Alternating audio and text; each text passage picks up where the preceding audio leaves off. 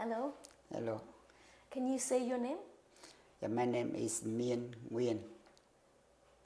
And to begin with, can you describe your life in the years before the end of the war? That's a long story. If you want me to talk about that, we have to talking about from beginning. When I was born and I live in Egypt with the communist regime at the time.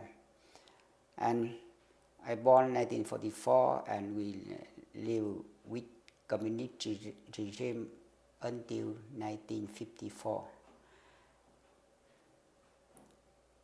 And in the, let's say, 1970s, where were you living? You mean 1954 or 1975? Just before the end of the war. Just before the end of the war, I live in Saigon. Before I living in central of Vietnam, province Quảng Ngãi, and 1970, 1972, I transferred to working in a band of Saigon. And I working there until 1975. And after 1975, I allowed to work in again with the communist regime in the bank and to collect the money. People, they borrow from before 1975. That day, I want to escape right away.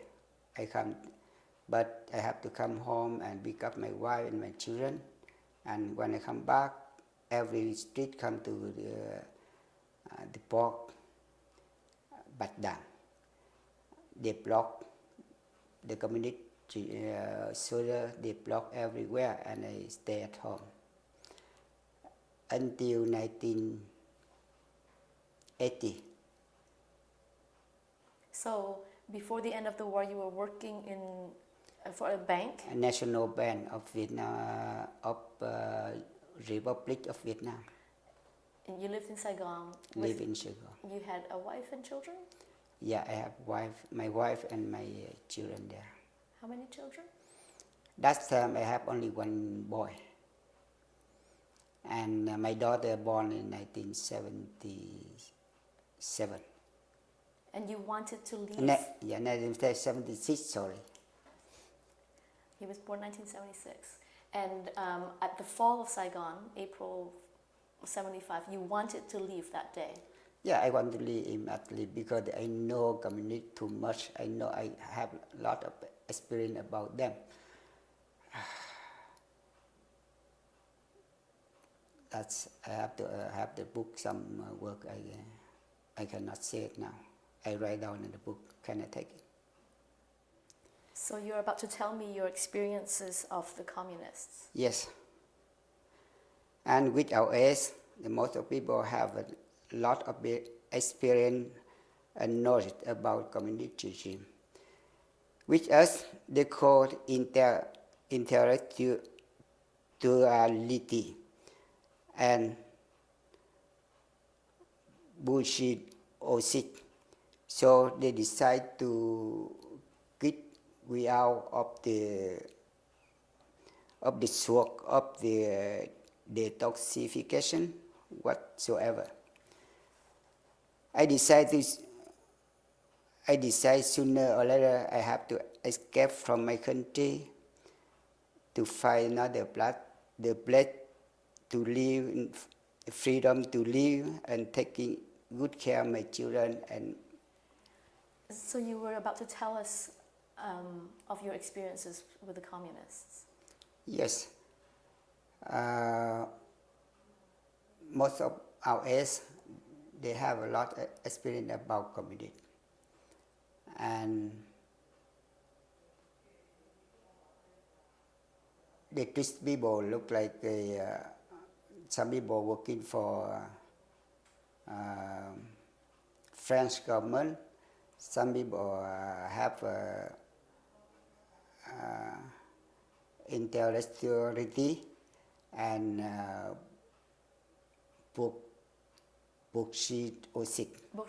bourgeois, and they try to kick them out or they try to kill them all. And for example, my father-in-law is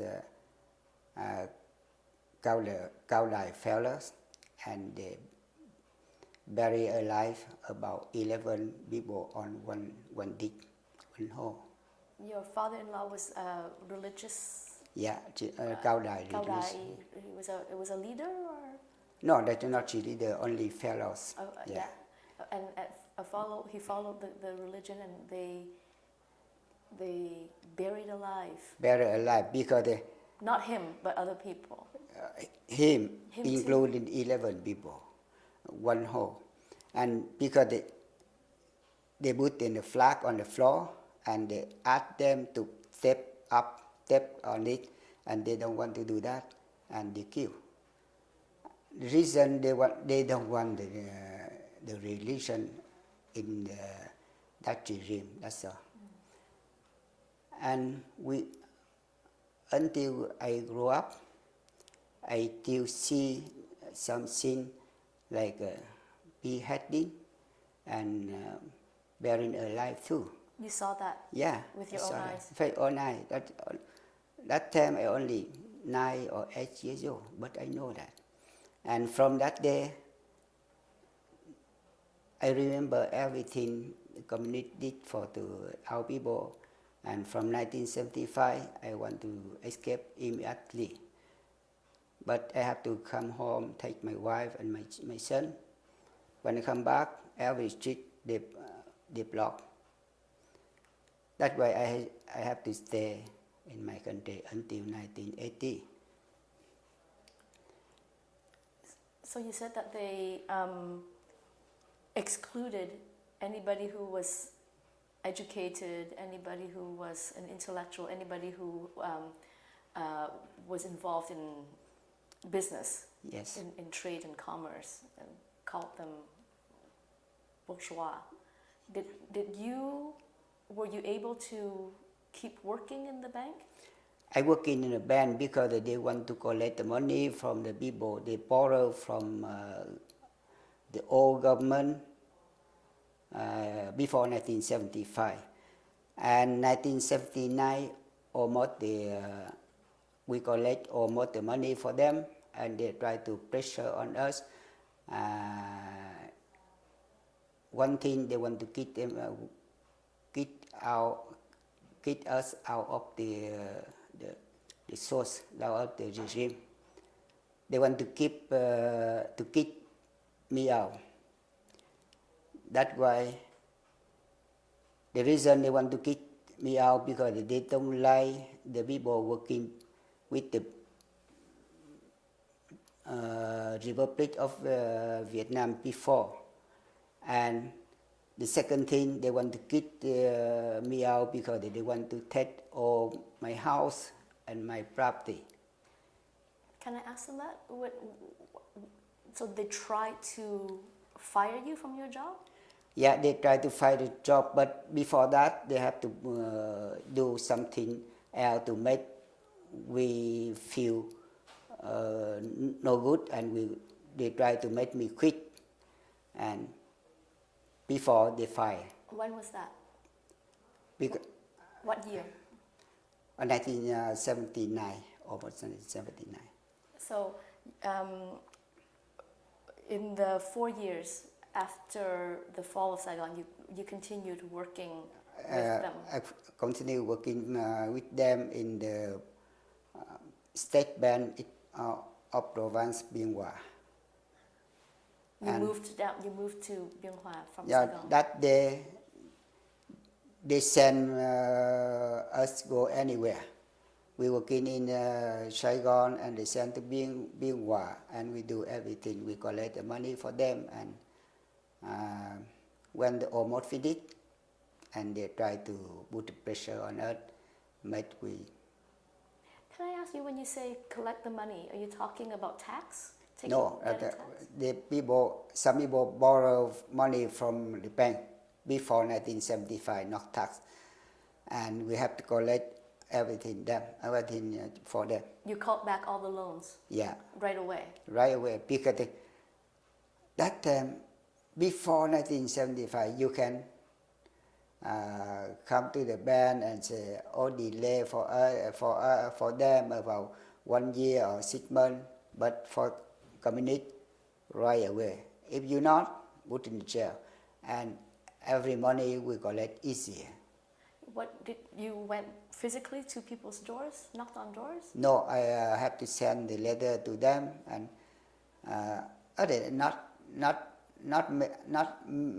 not me, but the head office, the officer, the communist officer, they send a letter and they have to come to pay everything.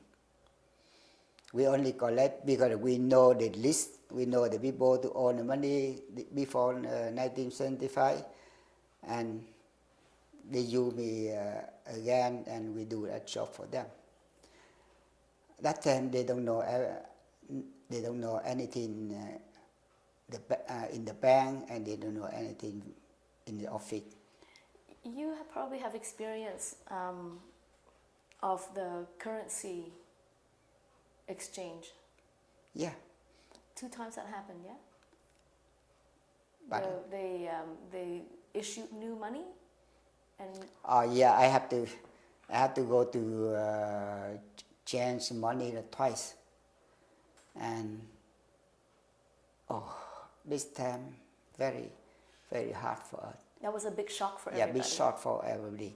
You see, some people print the money, go up, but they don't have the money to buy the food, and many Chinese people, they carry the bag of the money, but they're hungry. I asked him why. I asked him, I invite them to have a lunch. They say, I don't have the money to buy the food. Carrying the bag of money, but they don't have the money, the new money, and they buy the food. So please tell me if I'm wrong. What happened was that they issued new money, and they told people to bring in the old currency, but the new currency is worth only a fraction. Only a fraction, yeah.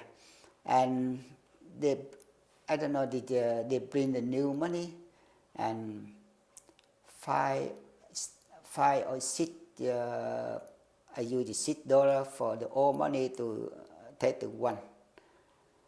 And every money you have the before and the garbage, and you take on the paper, go to that. And people lost their a lot. And if the people have to keep the gold, that's okay. But to keep the money, you lost a lot. Especially the Vietnamese Chinese. What was that like to experience as a banker from the other side? The other side, the communist side? No, like you were working inside the bank at that time, and you were you saw the shock and the anger, people's anger and people's frustration. What was that like for you? With anger, we're sorry. We sorry about that. But how can we do? If you don't want to die, if you don't want to in the jail, you have the family at home. They keep you. They put you in. We call the containment new economic zone. That means at there you have nothing. You have to die out there sooner or later, and that's why I have to keep the job, because I don't want they keep me to new economic zone. They keep you in new economic zone. They take the house. My house, this side, in Saigon. No, that doesn't mean that close. We call it close to airport. We call it Lang Jaga. Did you know what? And They like it. They want to take any thing you have. That's why I have to keep that. I have to keep the job and keep my wife stay in city and keep my children go to school. And if I cannot escape from my country. When you were sent to Biên Hòa, how did you keep them from taking the house in Saigon? My wife and my son stay there, and I work in Biên Hòa, and I go home at night.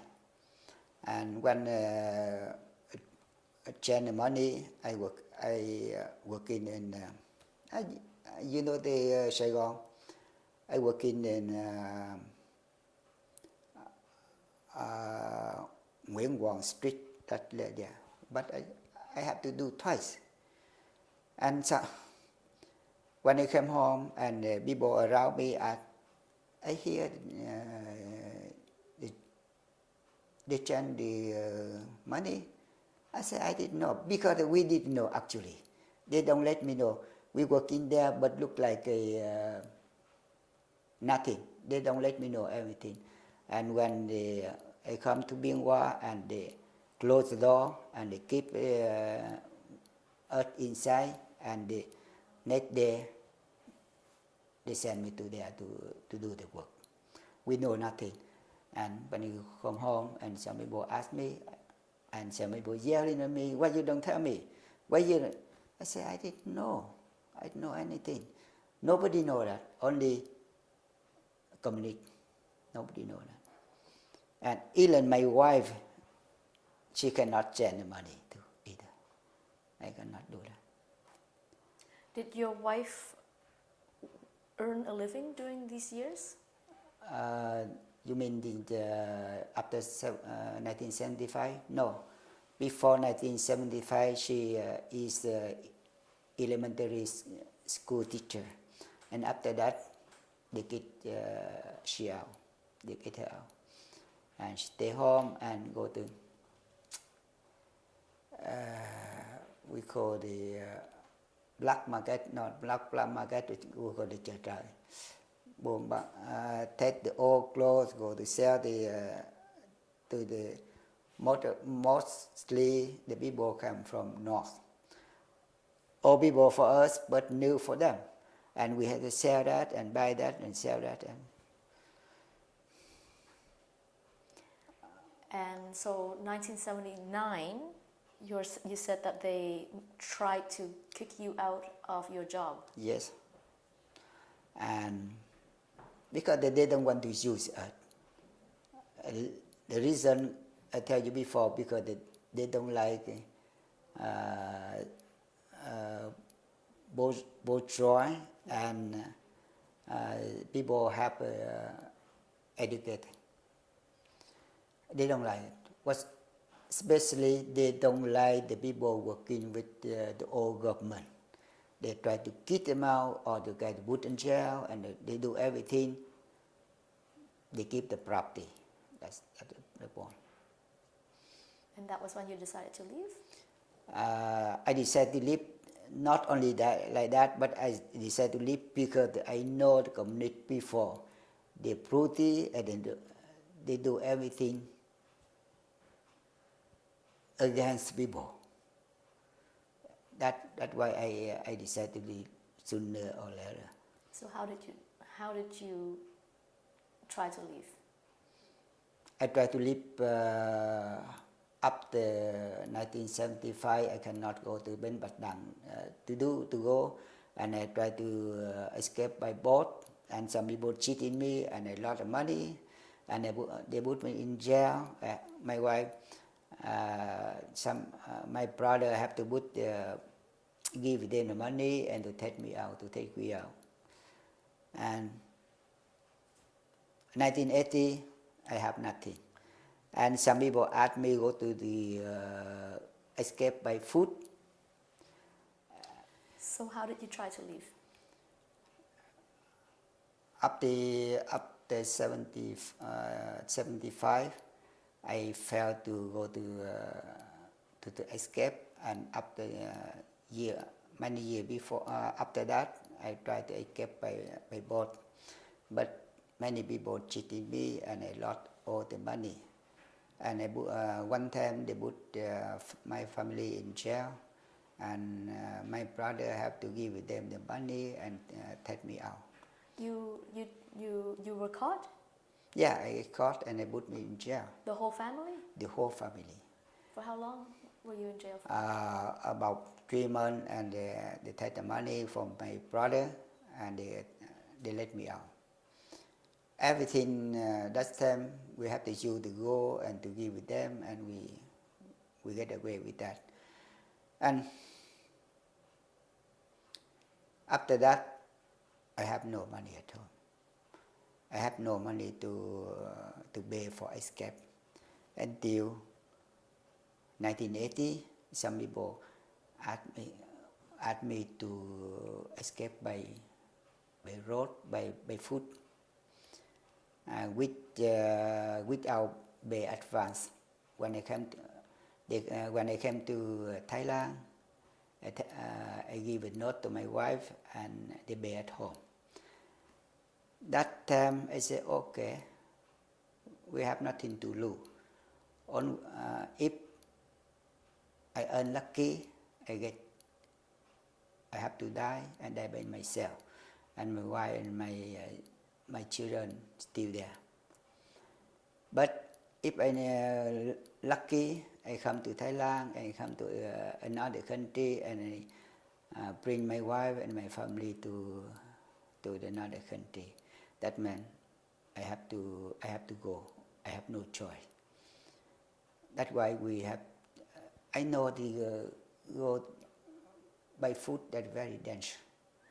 You go by boat, you worry about weather. You go by foot, you worry shoulder of Cambodia, shoulder of Vietnam, and Pol Pot. That time I didn't know another group. The war between Vietnam and Cambodia was still going on? No, they finished, but the communist still there. Communist Vietnam still there, and Cambodia shoulder still there. Pol Pot still there. They hide in the forest. So where did you leave from? Where did you go? I leave from Saigon, and they tell me at that time we have to. The price is 4 ounces gold, and when we get to Thailand and they get back at home, and they have to prepare for us the fake of paper reporter, and they cross the border Vietnam and Cambodia, and they take they use the army car, and they take me to Cambodia. They put me there. Who's they? The communist soldier, communist army. Communist army. The organizer? That the organizer. The organizer were the army. The army? Yeah. They prepare for me the fact paper for proof we are the media, we are the reporter, and get through the border, and they leave it there, and you do whatever you could.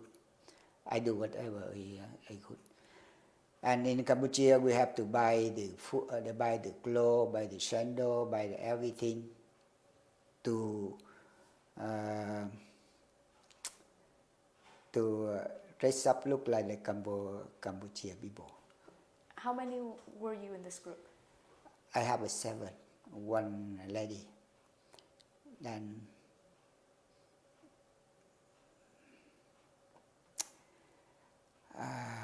one of the poor girl. That's a poor girl. Later on, I tell you about the girl. That's until now I don't know where she is and how she survived. I don't know. But that's a poor girl. We have the 6 men and 1 girl.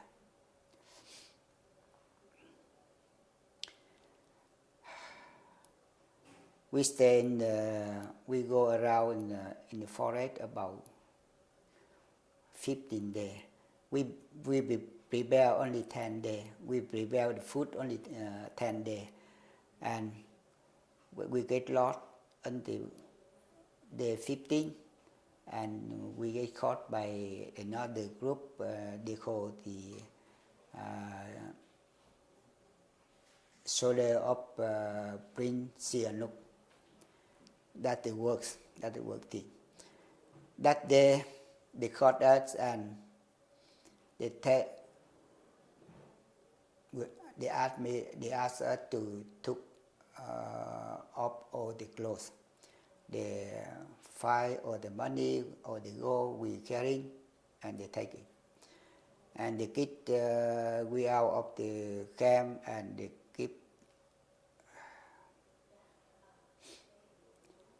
keep the girl.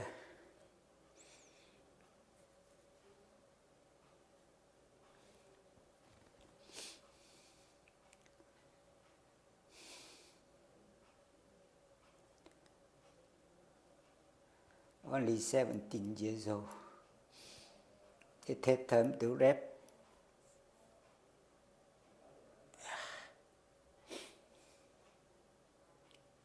You saw this? It was in front of you? We didn't saw it, but we heard she cry, and we can do nothing. The next morning, she's sick and she's crazy. And from that day, I don't know where she was, and I don't know until now, 40 years, I don't know. As a poor girl. Only 17 years old.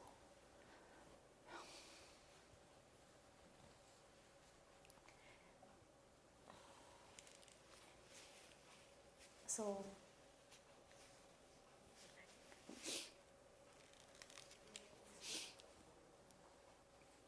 do you want to continue? Let's a few minutes.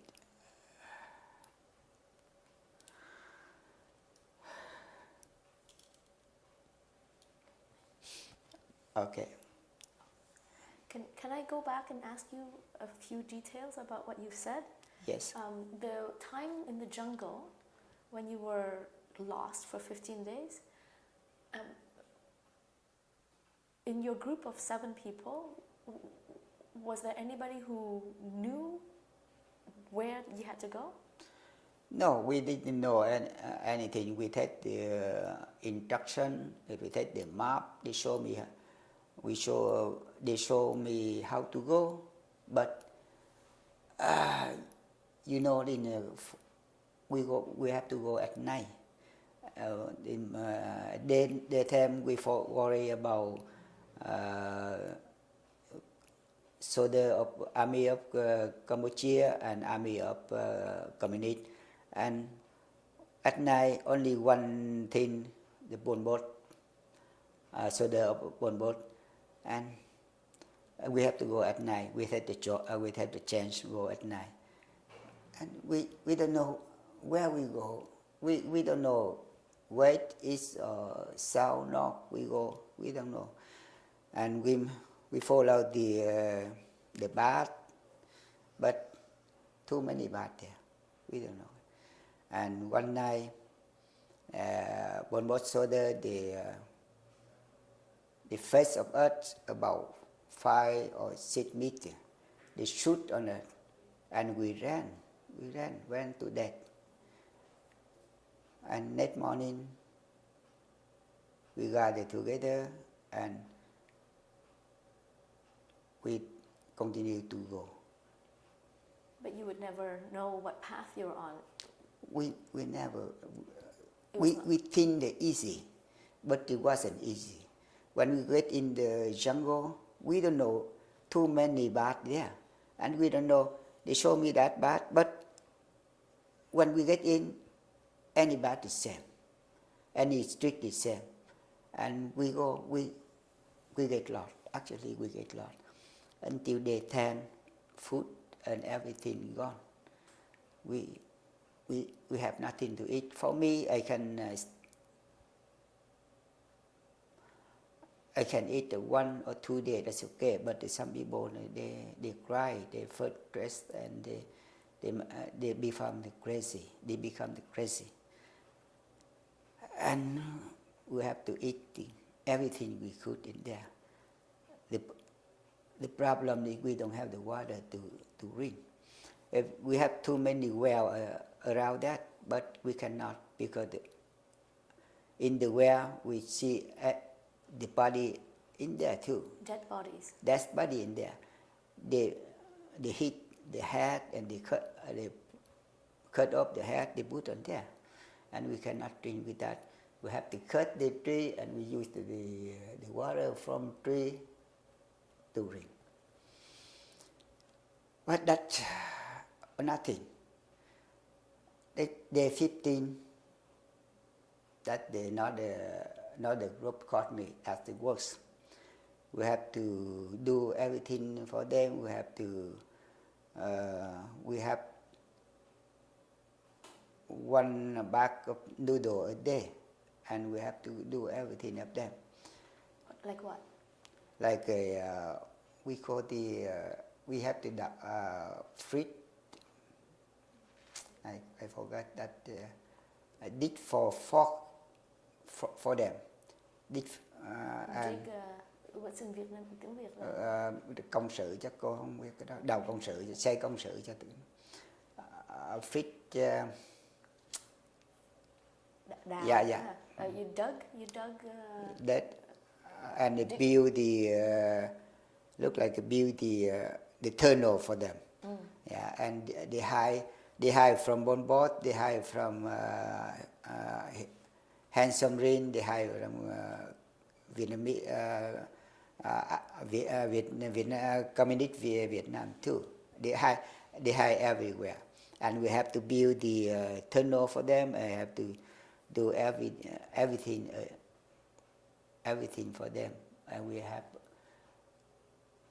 one bag of noodle a day.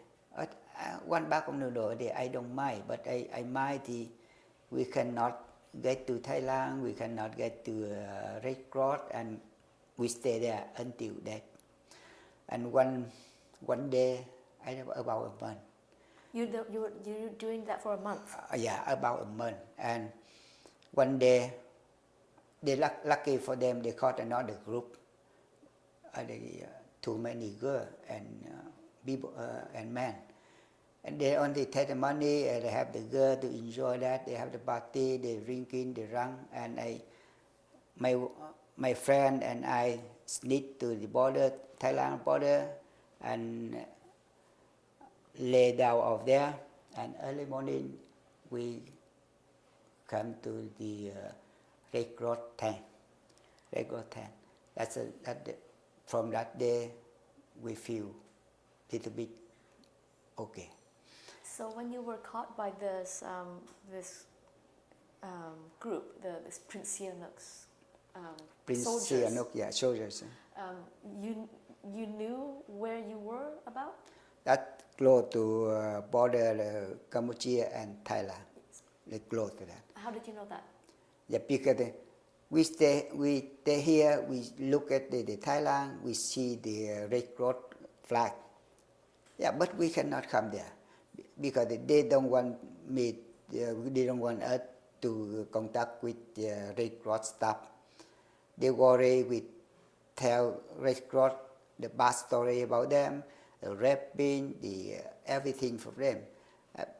Another hand, they use us to exchange the rice and the medicine from Red Cross.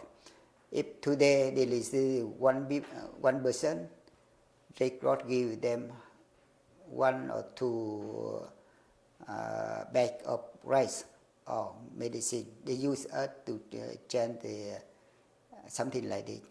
So you were so close to the Red Cross. So close.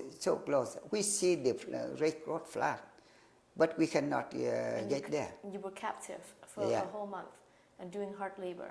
Yeah. And they sent you to the Red Cross, to the camp, to ask for supply. Supply, yeah. How did they make sure that you didn't flee? We can do. They know we can do nothing. they they have the shoulder, the guy everywhere, and that day they get drunk. They have the girl, they get drunk, and we sneak to the body. If not, we cannot. We cannot go. And when we get in the Red Cross tent, that I say is safe. I know it's safe. I stay Red Cross camp about 3 days, 4 days. If you need the paperwork, and Red Cross sent me to Khao Dang. The first time I came to Khao Dang. That's the be inside the Thailand land. And Khao Dang, I stay there. My friend and I stayed there about 6 months, and they transferred me to Banat Nikhom. In Banat Nikhom, that where the every country to come there and to interview the people and then later go to the third country. Did all of your group of 7 sneak over at the same time? No, only that you can. This time you cannot add too many. If 1 or 2 that's marked, we cannot make the noise. And this time I have only my friend and I this little. And until now I don't know 4 of them how their life, I don't know. Did you tell the people at the Red Cross what was happening? We tell everything. The Red Cross know that. Red Cross know everything like that. Red Cross give them the rice, give them medicine. Red Cross know like that. But Red Cross can do nothing because they don't have the army, they don't have the power, they only volunteer. They do nothing. When I talk to them like this, they say, we know, but how can we do? And they were in a war zone. Yeah. If you come here, we do my job. Yeah. If you cannot come here, we can do nothing. So how long were you? How long did you stay at the last refugee camp that you were sent to? Refugee camp, I came there. I came to Banat Nikhom about June. Banat Nikhom that my life, all life is easy. We have to have the food and 2 meals at the day, and we have this. It's okay because Red Cross and SC, what do they call it? UNHCR. Yeah. They supply the food. And actually, the Thailand they trade the good food to the bad food, but it's okay. We come there not because we want to eat, because we want to go to another country. And I don't care, for me, I don't care what food I have, but still have the food and survive. And until I stayed there until January 1981. The first time I meet the Canadian staff, Canadian ambassador. That's the first time, and that day we were accepted by Canadian. One day I accepted. That's the easy time we have. Was that the first interview that you had with any third country at all?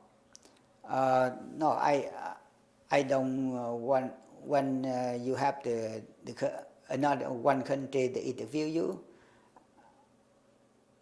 I don't want to change to another. After 1 week, an American come to call my name, and I say no.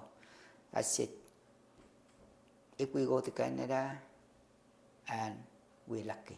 But it took you that long to be interviewed? Pardon? It took that long for you to get No, interviewed? only 1 hour.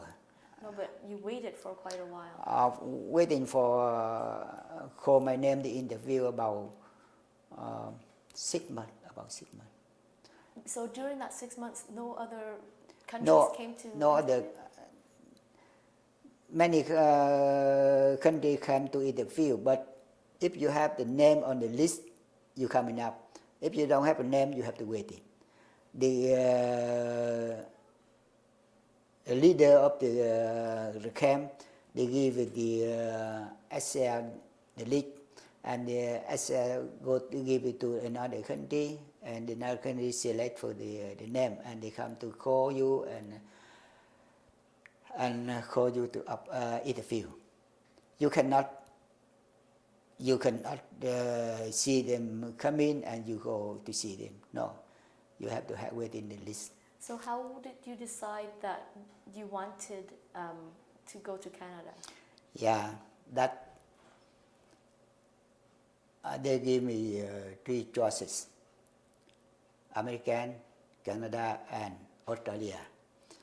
I choose Canada because I worry the American is the enemy of communist regime. Maybe that time I believe that maybe I cannot sponsor my family. I chose in Canada because that good country, not enemy of the communist, and I chose in Canada.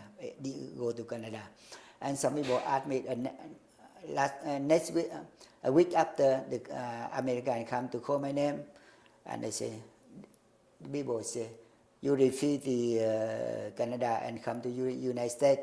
I said no. My wife and my children still there. I want to sponsor, but that's right.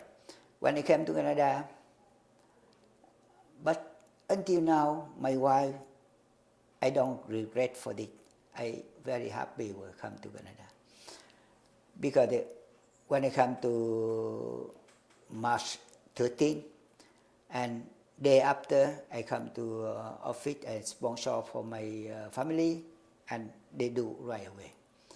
Even I don't have a job, and I say, what a country, that's good. And I sponsor, I made a paper sponsor for my wife and my children, and that I feel lucky from that day. March 13 was the day that you arrived in Canada. A day after, I go to make the Immediately. Immediately for sponsor my family immediately. But they make immediately. They don't ask anything. Even I don't have a job right now, right that day. I don't have a job, but they don't care. You sponsor your wife and your kid, that illegal. They don't ask me anything. That way I feel lucky. But until now, my wife will say, you chose Canada, that's right. Now we retire, we have everything, we have a benefit, we have everything. We say thank you, Canada. We don't regret for it. So, March 13th, you arrived in Canada. What was your first impression? Well, that's the first one I never thought.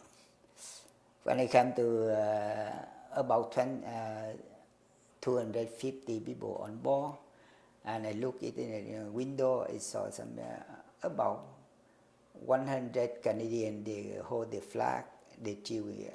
What airport? Pierre Trudeau Airport. Montreal. Yeah, Montreal. And they hold the flag, they welcome us, and it made me cry right away. I say,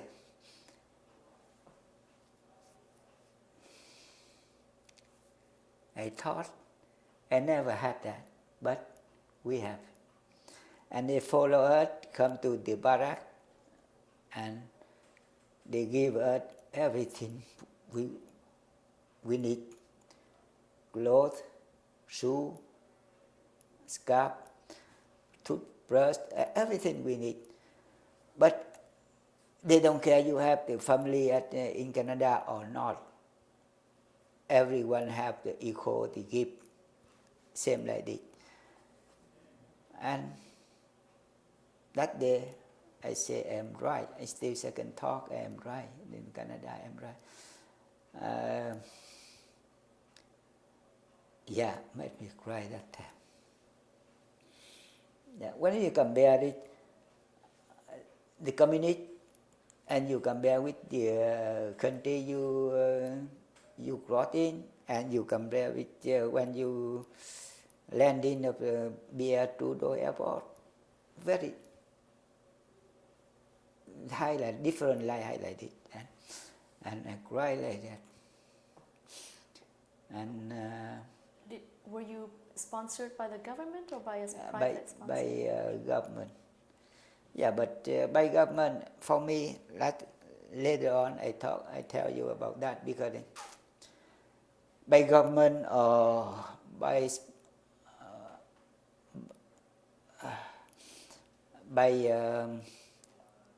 sponsor, that's depend on some people.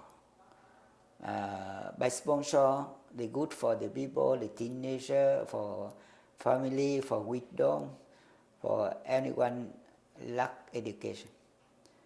They need the sponsor to show you how to do, they show you how to go, show to the life in Canada, they show the behavior to get good behavior. That people we need the sponsor.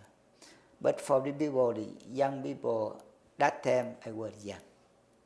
Young people look like us. We don't. Luckily, we don't need sponsor. Give the sponsor to another guy, and we can take care of ourselves. We can go to office. We can go to the band. We can go anywhere we want. That time, actually, my French better than English now, but I'm okay with that. I tell you after, because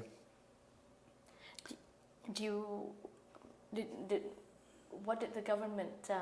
Was there anybody from the government who helped you find a place, find a job, find language training? That they give me $280 per month, and you do whatever you want. You rent the apartment, go to anywhere you want. $250, $80. That time is the big money. For us, the big money. And that's it. From that day, I forgot, when we come to Barak, the government give everyone $10 for open the account. Next day we come to open account, have the money to put the account. Everyone have $10. That the gift, first gift Canada give us. Yeah. Now actually, the first gift Canada give us, that when they interview me, they accept me. That's the first gift. That's the second gift. And what were your first weeks or months like in Montreal as you settled in? Pardon? Well, how did you find your first job? After I met the sponsor for my wife, and I go right away. I go to find a job. I tell you, that time I find a job. The first job I get in Canada is washing dishes. I come to the restaurant, I apply for the job, and the lady, the boss, she asked me, do you have the experience about washing dishes? You know, the Vietnam, the man never come to kitchen. Man never do that job. And I tell her the job. I say, yeah, I have it. And she said, where are you working? Oh, I working for my wife 15 years. She laughed. And first day, I come to kitchen, I do my job, and the water come all over from my head to my body. And she comes and say, I know you don't know how to do that, but okay, try. She know, and I just come in, try. And I try, and every day I better, and I work in. And the chief cook say, now you getting better. And I work in for that. And one story, I just come, I heard in my people say, in here,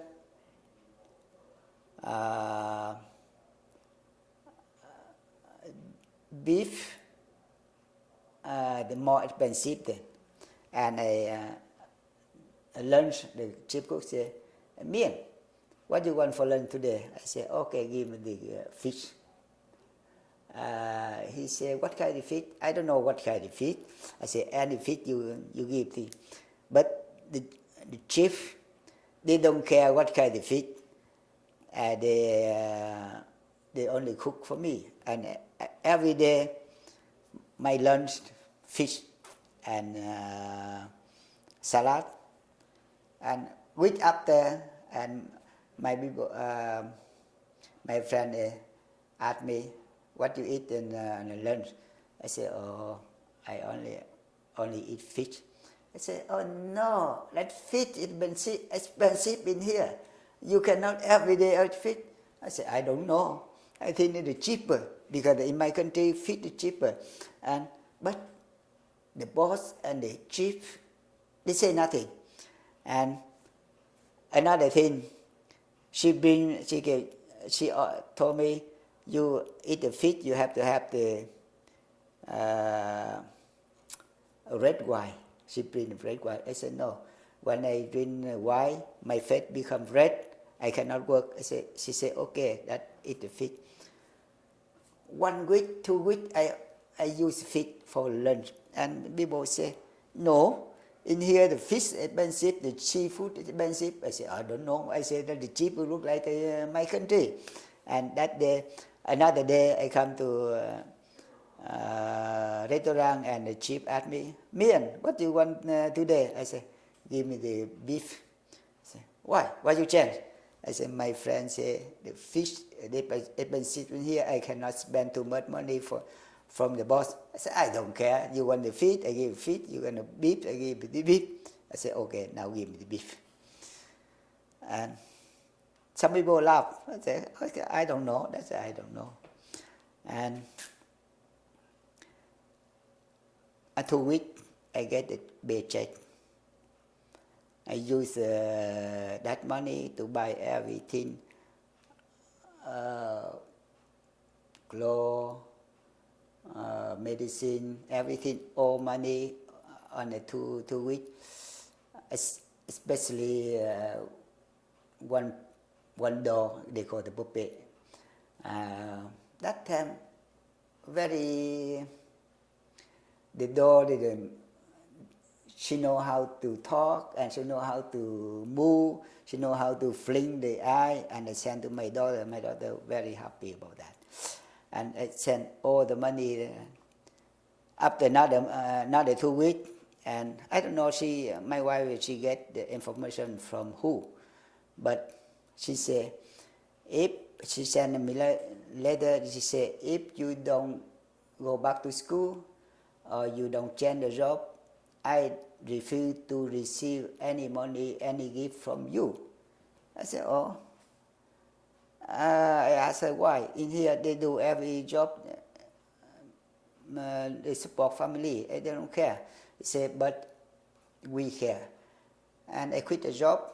And another day I find the carpenter job in Port Royal.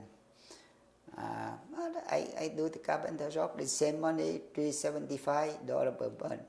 But that time I happy too, because from 75 to 1980 I made nothing. I have nothing. I see my family, I see my wife go to Saigon and buy that, sell it. We hurt, but we can do nothing. And this time I can have my wife, and I okay. And I change the job. For me, I don't care what kind of job I have in here. Some people look back in the past and the time golden days, they dream for this. But for me, I don't care. I do everything I can if not illegal. I have for my family, that's good. I don't care, but my wife care. And I change the job. I do a carpenter job about 6 months. After I heard my son come, I have to move to Edmonton. Like I told you before, I don't want he study for French first. I want he study English first, and I move to Edmonton. So tell me about your son coming. What happened? Yeah, he come in. I go to ask the school, and school say. Can you go to the beginning of that story? How did your son come? Oh, that time my wife, some neighbor go to escape by boat, and my wife give my son go with them, and come to Songkla, and those people they want to go to America. But my son have the father in Canada, and they keep my son go to Canada. How old was he? 1975, that time, only 5 or 6 years old. 1975. He born 1975.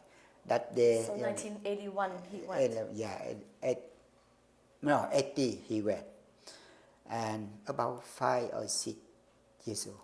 And another thing, when he come there and I come to office, Canadian office, I sponsor him, and Canadian say, your son only 5 years old, 6 years old, how can he go?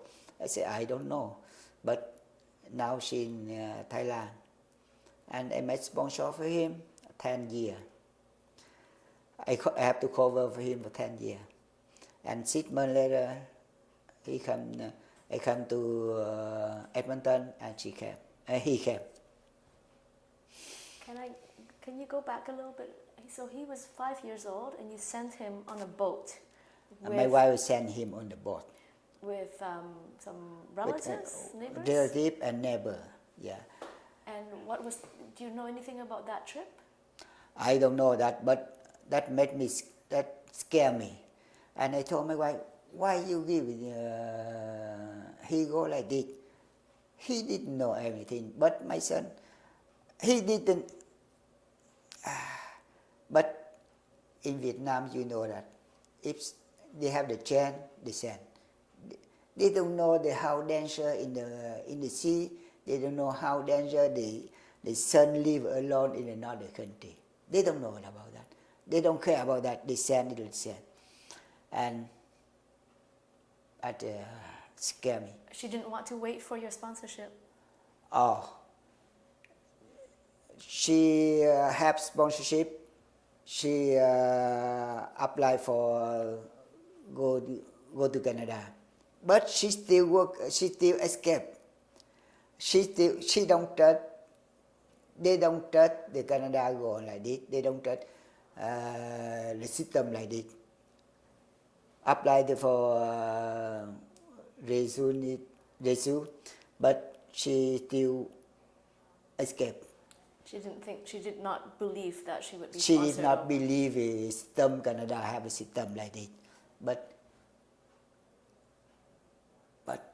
actually, not too many people believe like this. Yeah, that's why I chose Canada. But she also not believe like this. And so he arrived in Songkla in Thailand. Yeah. He was safe. Yeah, safe in Thailand, and they put him go to the orphan, and that day, I don't know.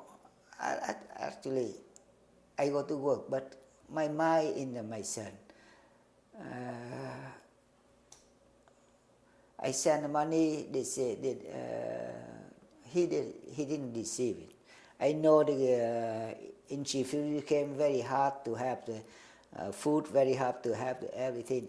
I send money. I asked him, oh, you have to send money to do like this, to do eat in the morning. You have to eat something. Evening you have to eat something. Buy the money. If I have to send, continue to send to you. But they send me later. They said they receive nothing. I don't know true or not. My son doesn't like me, but some people take care of him. Maybe tell me a lie. How did you communicate with him? By mail. No phone? No phone. No phone, by mail. Can he read? He's 5 years old. 5 years old. He read. Not much, but he read.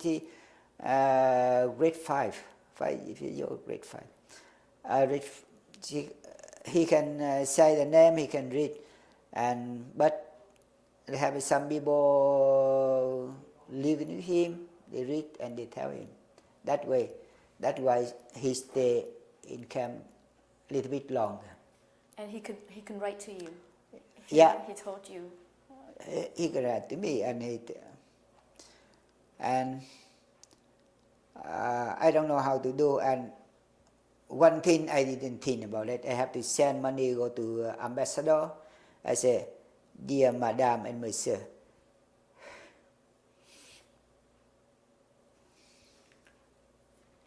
I have my son.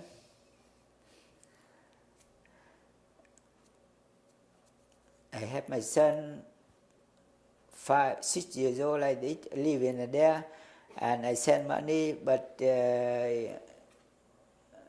he cannot receive it. And please bring the money, go to him, and tell him how to do. And I don't know that some people in the ambassador, but I send them.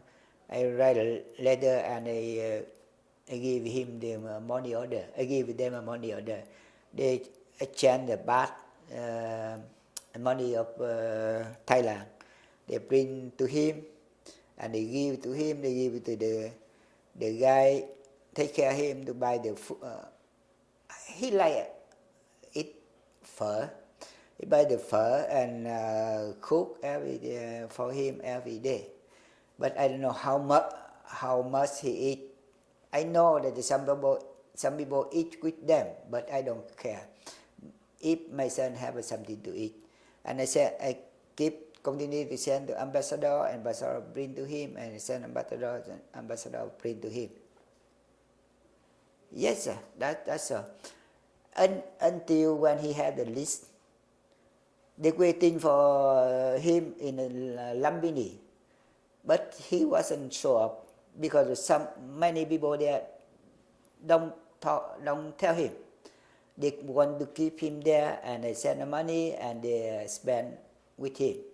And one lady, I don't know her name, but she take the car from Bangkok to the Songkla, bring my son come to Lumbini and go to Canada. He was on a list to leave. And leave, but he didn't know. Nobody tell him you have the list, and she don't check. He didn't check the list, and he always stay there. You didn't know who was taking care of him. Yeah, I know that the guy now he passed away. I don't want to talk about it, but he take care of him. Somebody you know? Yeah, I know. The guy, the nephew of the doctor in the Montreal. But were these the people who brought him over by boat? But they go to United States. Those people have already left? Yeah, they left and you go to United States. So your son was in somebody else's Somebody else, yeah. And you know that person? I know that person. He's the nephew of my friend doctor in Montreal. So you asked him to take care of your son? Yeah, but he said, I don't receive your money. And my son, when he came, and people ask them, did you see the money from your father? He said, before, he told them, before I didn't know. But since the lady from Bangkok give to him, he have the money.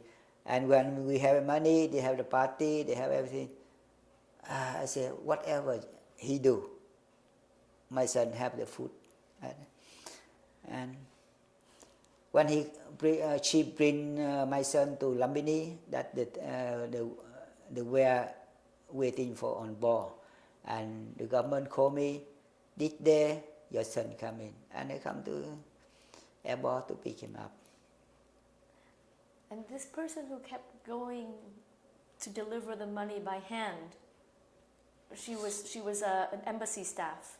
Embassy staff, but at that time I don't ask her what's her name. I don't know. But when I send the money to ambassador, I didn't know who there. I said, dear madam and monsieur, I have to like this, my situation like this. Can you bring the money, come to my son? And they do. And they did that many times? Many times. That I trust Canada. I trust from that. They do everything right. And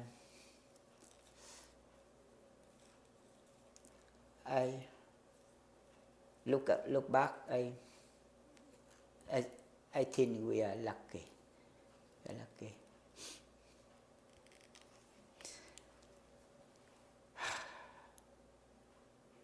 You don't believe it. They send me letter. He say my son have the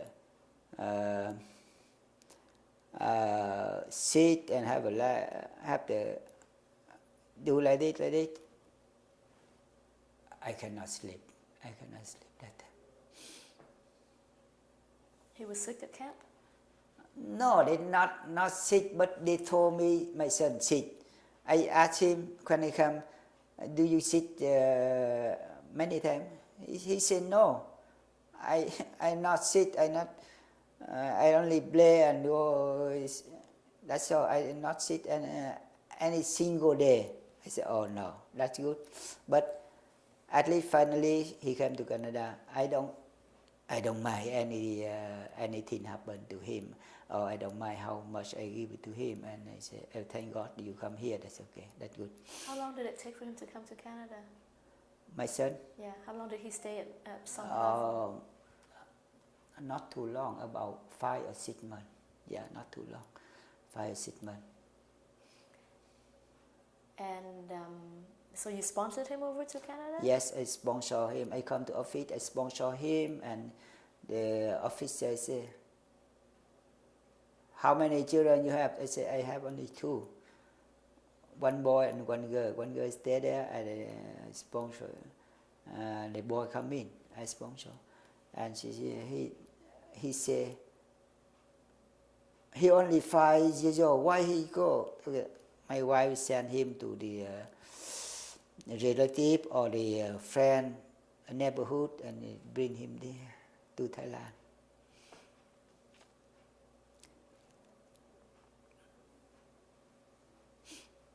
And when he came to Canada, you were there to meet him at the airport? Yeah, I have to. They call me at night and 9 weeks before, and I have to come. I waiting for him a day in the airport. How can I miss like that? And I bring him home, and from that day, he good.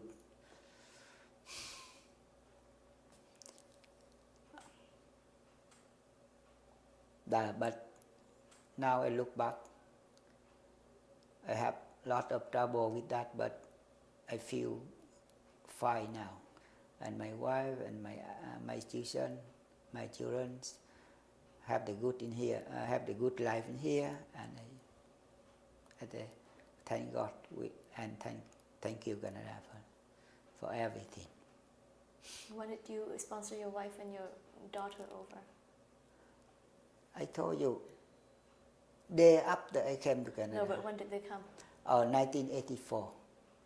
1984, December 1984. And later on, I tell you, from that day, I feel Canada is my homeland, second homeland. We have the family, we have enjoy, we talk, we laugh, we everything. That from that day I feel Canada like my homeland. You sound like you have some regrets about your son going by himself. That before I regret because I blame my wife. Why you send him a 5 years ago by alone? He said in here. She said in here, everyone have the chance to do that. I said no. We have a sponsor. Let him go by airplane. But happened. Did that experience leave any lasting effect on him? Sorry. Did it have any negative consequence long term? No. Now, that guy is easy. He easy to forget everything. Now he enjoy for his company. He enjoy. He easy to forget. Now I ask him. Even in Canada, I ask him in the back where we live. He said, "Oh, I forgot about that." He got it easy, but he easy too. I live in Edmonton. I say, "Oh, Jeff, this year we come to Winnipeg." He said, "Okay." When he finished school year, him and me took the suitcase, go to bus, go to Winnipeg, go anywhere. He doesn't care. You moved around a lot. About 6 provinces. Why?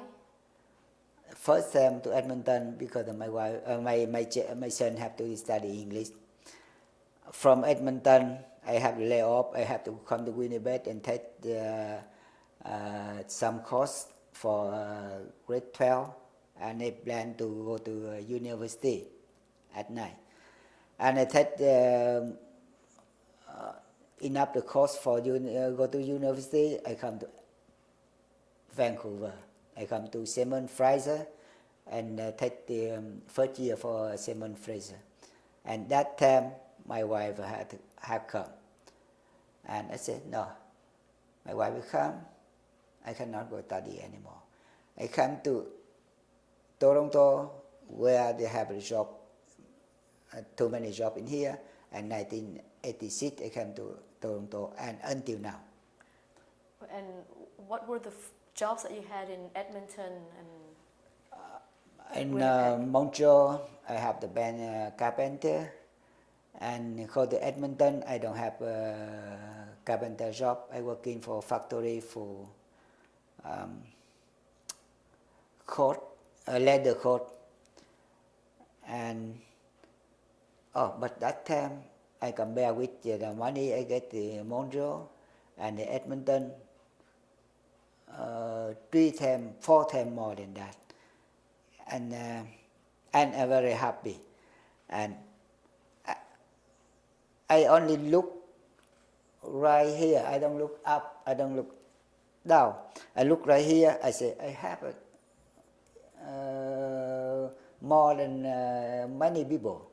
I work in for $3.75 in Montreal. I come there. I work in $11. I say, oh, that's good. That's good. I don't care you engineer. I don't care you. Any job you have bigger than me because I don't have a chance to get that. I get $11. That's good, and I enjoy with that. And my son and I live with that, and we enjoy. I satisfied with whatever I have, and it's easy to do that.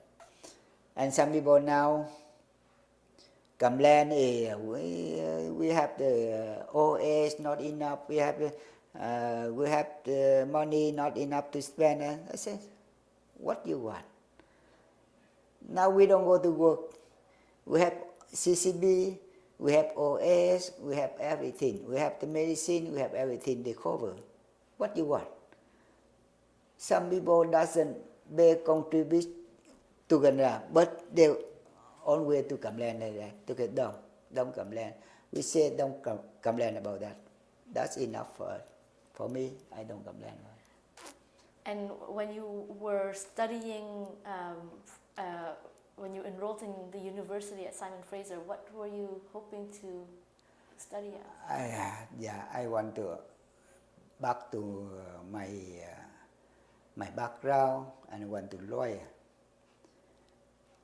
But very hard to get in lawyer in here because we have to speak fluently. You have to, and I say, first thing I have to, the first year I have to science, and after that, if I have a chance, I have to go on. But my wife will come. I say the first thing I have to take care that my family, and I come to Toronto.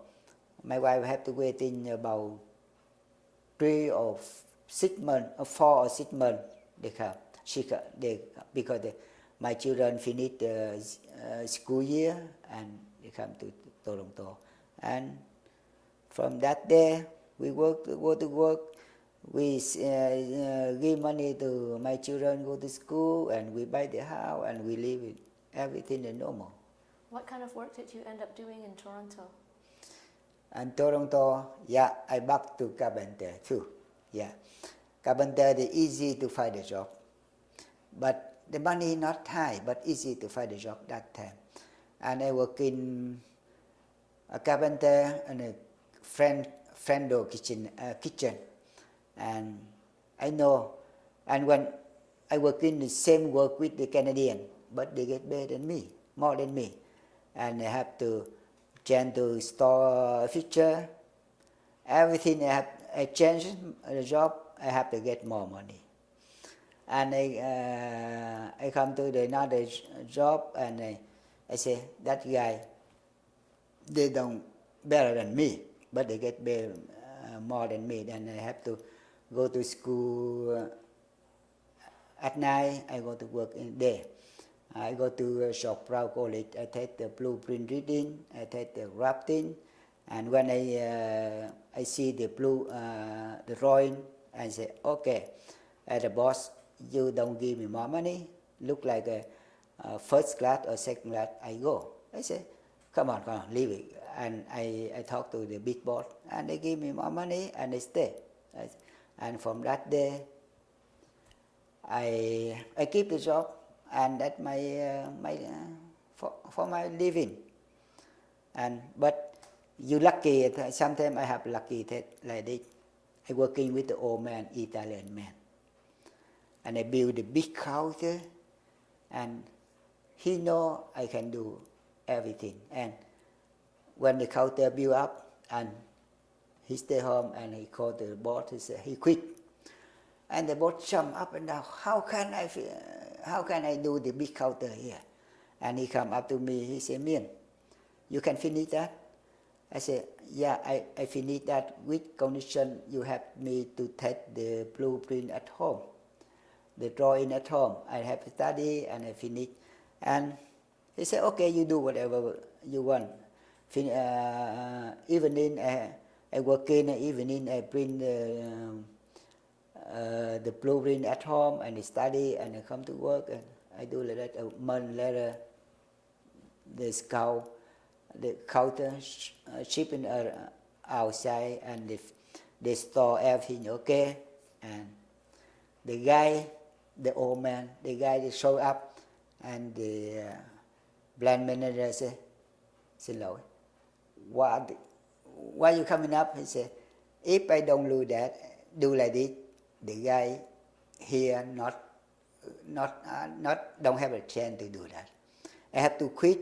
He have to do, and you have to give him a chance to do. And they give money second class cabinet maker. I said, okay, fine. And from there. So that guy quit to give you a chance? He quit because he planned to give me a chance. I didn't know before. I said, that guy, they screw me up. He screwed me up because the big counter, how can I do by myself? And when I finish, he come to the shop and he laughed. I know you can do that. And I say, everything, actually, I don't know you believe or not, but everything, all thing in here is from God. I believe at God. I say that's unlucky. And I stick like it until every time. But okay, enough for give my children go to school and enough for support for my family. That I don't compare with you have high salary. I don't compare with them. I compare with myself here. That is good.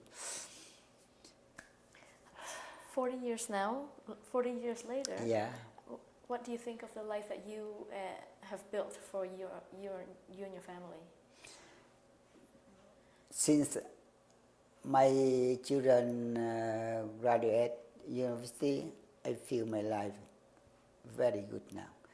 My children have a job. My wife, one thing is, I said, thank God and thank Canada too.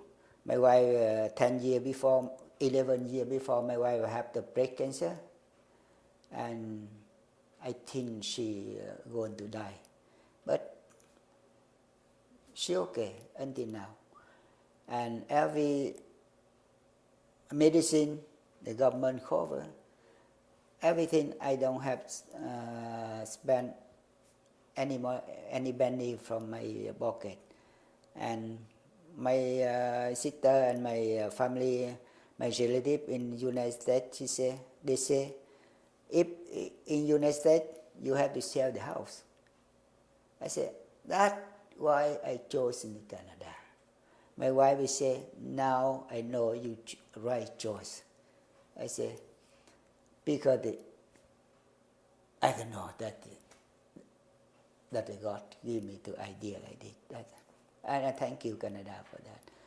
And my son now, he have the own job. And my daughter, she had the BD 208 in Alberta. Now she's the English professor in City University of New York, in New York. And actually, she doesn't have I don't know that's good or not, but now I say that I think that not good, because she doesn't have English name. Her name is Nguyen Duc Mien, Nguyen Thục Trâm. And when she applied, the people say, that guy maybe no good, because write the Vietnamese exactly, but she good. And when it come to, she said, the first, she said bachelor in the McGill University, and she said master in Fritz Laurier. She take BD on Alberta University, 200S, and now she have a job. But one funny story, when I speak to her, by friend, she said, Bob, she speak to me with Vietnamese. I said, no, that's friend. When I speak to her in English, she said, are you speak to me the French? I said, no, that's English. She laughed. And she bought for me all the tape for all the sound, Indian sound, Germany sound, and Russian sound. But my mind that is too old. They cannot receive anymore. What do you think of Canada's response to the refugee crisis? Yeah, I I think Canada we call the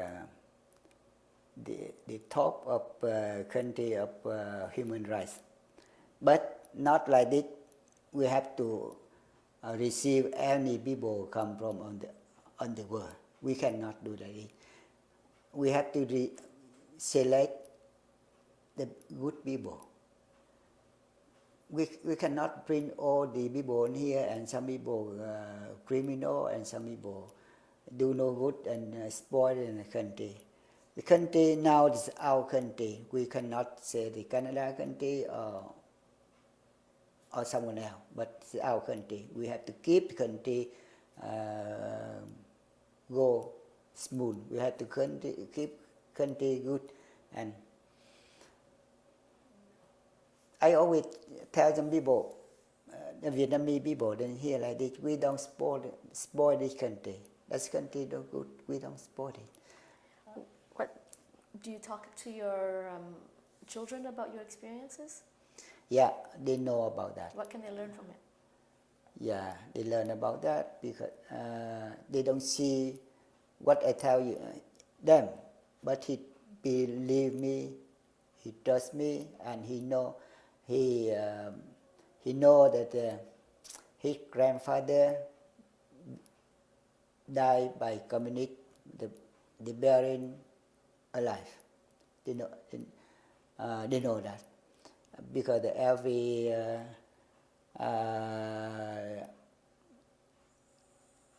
July we have to celebrate my grandfather. But in my village, that day, too many family have to celebrate it because they kill a lot the same day, and they know that. They know that, but what can future generations learn from your experiences? Yeah, I say that they're good. The future they're good. That hard for us, not for you guys, but for us that we come here with double English, with double experience about job, but for them, they call the Vietnamese people, the Vietnamese kid look like they call it the banana. You know that? Yeah. And they act look like Canadian. I cannot ban him go to Vietnamese style look like before. Now they act look like Canadian. They see something wrong, they tell us. And when I write the letter from send to government or complain something, I give it to them. And they see the letter, they say okay. That means I write down the okay. They can understand me. But they say, oh, Daddy, I don't know what you say. I have to write again. Because what they think, the Canadian think. And then I told my wife, don't expect them to do look like the kid exactly in Vietnam. They are the Canadian. And their future is good. That's good. That's why we have to come here to build the future for them. Not for us. For me here that's good, but not look like them. That's good. And if they marry, they have the kid and they have to do look like the Canadian and they build up. Now they see in Canada that's their country. Some people ask them, oh, you come to Vietnam, they open the school, and I said, no, why I have to come there?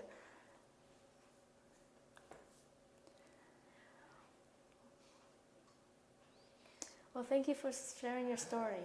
Thank you for you guys, because I need you to do something like this to keep in the history to my children or their children, and they know that we come here not because we need economic assistance, but we come here to to look at freedom. That's all. And the work, if you stay in Vietnam, you have to work. You stay in here, you have to work.